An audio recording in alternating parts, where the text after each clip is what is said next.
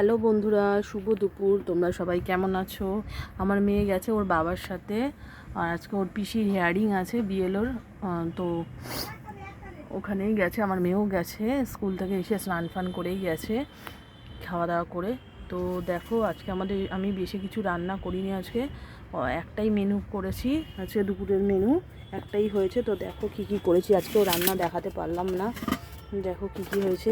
এখানে আছে গরম গরম ভাত, এখানে আছে এই যে আলু ভাজা, আমার মেয়েরও ভাত রয়েছে। আর রয়েছে দেখো এখানে যে ডিমের ঝোল, কড়াইশুঁটি দিয়ে ডিম দিয়ে আলু দিয়ে ডিমের ঝোল করেছি, ব্যাস। আর কিচ্ছু করিনি। দেখো ধোয়া তো বেরোচ্ছে, তোমরা দেখতেই পারলে। আজকে এইটুকুই রান্না করেছি। তো সবাই কি কি রান্না করেছো কমেন্টে জানিও। আর সবাই ভালো থেকো, সুস্থ থেকো।